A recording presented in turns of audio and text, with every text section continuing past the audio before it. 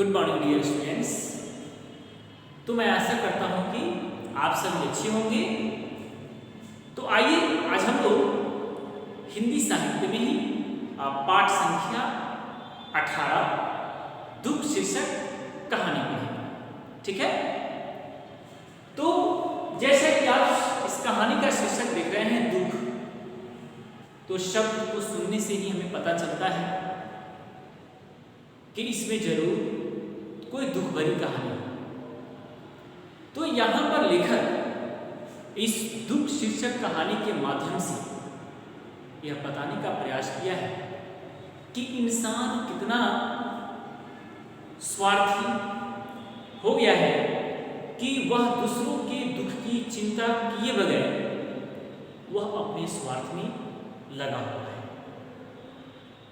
ठीक है। तो यहाँ पर कि आज के मनुष्य का दूसरे के दुख से कोई लेना देना नहीं है। इस कहानी के माध्यम से ये लेखक ने बताने का प्रयास किया है कि आज के मनुष्य को इस दूसरों के दुख से कोई लेना देना नहीं है। तो इसका मतलब है कि मनुष्य क्या है, स्वार्थी हो गया है, लालची हो गया है, लोभी हो गया है। ठीक है। जो कि ऐसा हमें नहीं होना चाहिए। लेकिन कुछ ऐसे लोग आज भी हैं कि ऐसे नहीं है। वह दूसरों के दुख दर्द को समझते हैं, सेवा करते हैं, जिनसे कि दुनिया चल रही है। तो आइए हम लोग देखते हैं इस कहानी का पहला खंड। शाम का धुंधलका था, मतलब शाम का समय था, गोधूली का समय था, अंधेरा हो रहा था। अभी अभी सड़क पर बत्तियां जली थी, यानी दिन और रात का जो बीच का समय होता है, इसे संध्या कालीन कहते हैं, वही समय है। ठीक है। और गीली बर्फ के फाहे ऊपर छितरा रहे थे। छतों पर घोड़ों की पीठ पर लोगों के कंधों और टोपियों पर बर्फ की परतें जम गई थी। अभी ठंडा का मौसम है। हमारे बिहार में तो बर्फबारी नहीं होती है, लेकिन जम्मू कश्मीर, हिमाचल प्रदेश, ठीक है, जैसी जगहों पर बर्फबारी होती है तो लोगों की छतों पर बर्फ जमा हो जाता है, सड़कों पर बर्फ जमा हो जाता है, घर के दरवाजे के सामने बर्फ जम जाता है। तो ऐसी परिस्थिति में आप सोच सकते हैं कि वहाँ के लोग कैसे रहते हैं। ठीक है। तो वे लोग बहुत ही इस ठंड से मुकाबला करते हैं, जद्दोजहद के साथ रहते हैं। हम लोग तो उससे बहुत बेहतर हैं। कुचवान लोग क्रोतापो प्रेत की भांति सफेद हो गया था, यानी शरीर पर भी बर्फ पड़ गया था। तो कुचवान, ठीक है, का मतलब होता है कि गाड़ी चलाने वाला है ना।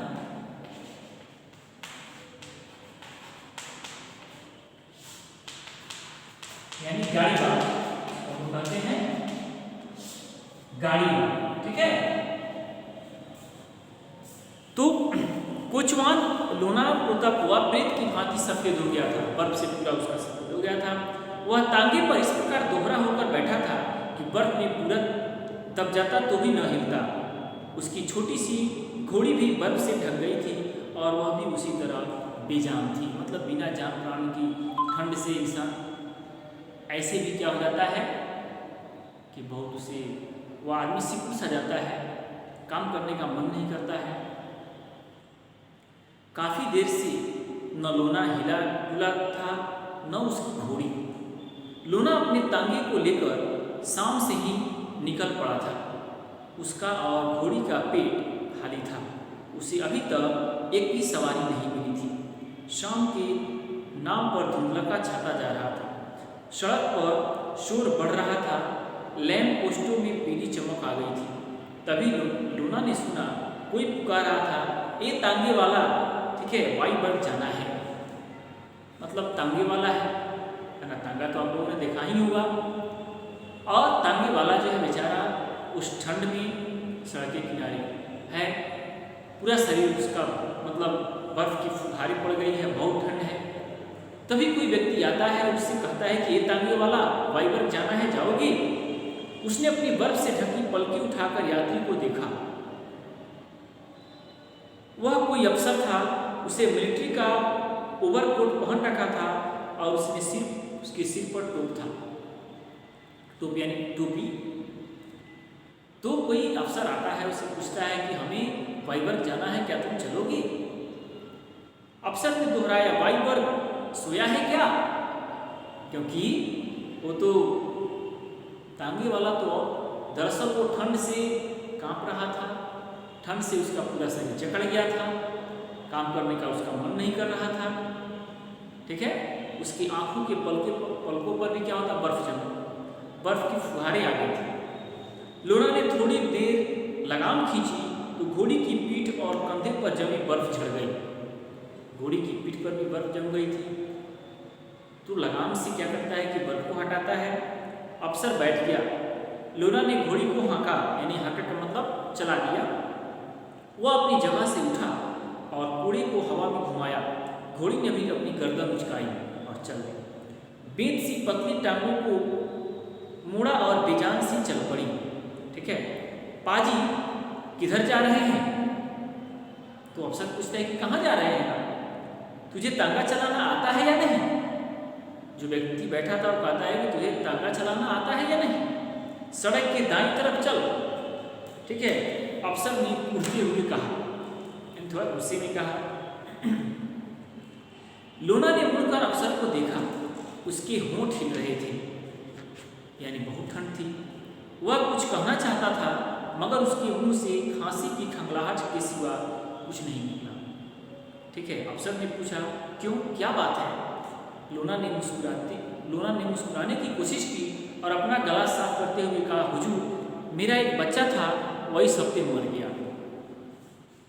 लोना यहाँ तांगे वाला है, तो तांगे वाला जो है, ठीक है, कहता है कि हुजूर, मेरा एक बेटा था जो कि इस ठंड में क्या हो गया, मर गया।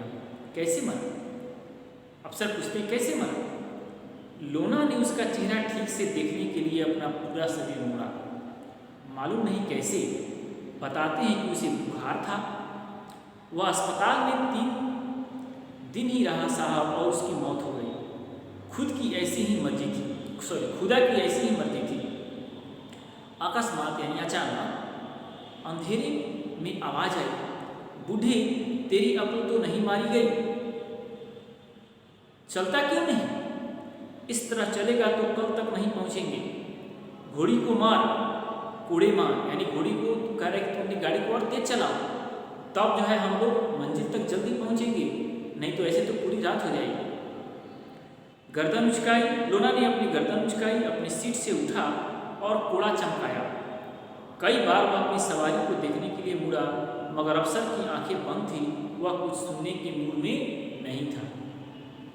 तो अफसर के यह कहने पर कि जल्दी गाड़ी को तेजी से चलाओ, तो लोना तेजी से चलाने लगता है। सवारी को उसने वाइवर्ग छोड़ा, फिर पास की दुकान पर जाकर शराब चढ़ाई और पहले की तरह निश्चल होकर बैठ गया। गीली बर्फ के फाहे उसी और उसकी घोड़ी को सफेदी से ढांपते हुए 1 घंटा और इसी तरह बीत गया। फिर 3 युवक आपस में जोर जोर से झगड़ते हुए आए। उसमें से 2 लंबे और छरहरे थे और एक नाटा था। नाटा यानी छोटा था। नाटे ने कड़कती आवाज में कहा, पुलिस ब्रिज चलोगे? ठीक है, 20 कोपेक देंगे।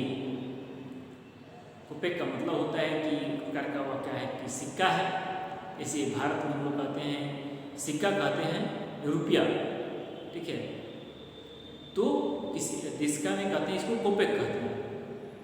लोना ने लगाम थाम ली। किराया कम था मगर लोना को उसकी परवाह न थी। सवारी मिले तो 1 रूबल और क्या 5 कोपेक। युवक एक दूसरे को धकियाते तांगे पर चढ़े और सीट पर बैठने के लिए झगड़ा करने लगे। सीट 2 ही थी, सवारियां 3 थी। सीट केवल 2 ही थी और सवारियां कितनी थी? 3 थी।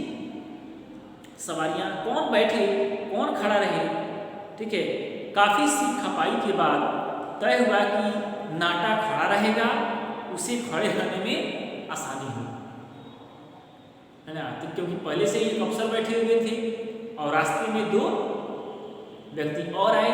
इसमें एक लंबा छरहरा था, एक नाटा था और उसमें से एक व्यक्ति, ठीक है, तो उनका कहना था कि क्या तुम पुलिस ब्रिज चलोगी? तो कहता है कि ठीक है चलेंगे।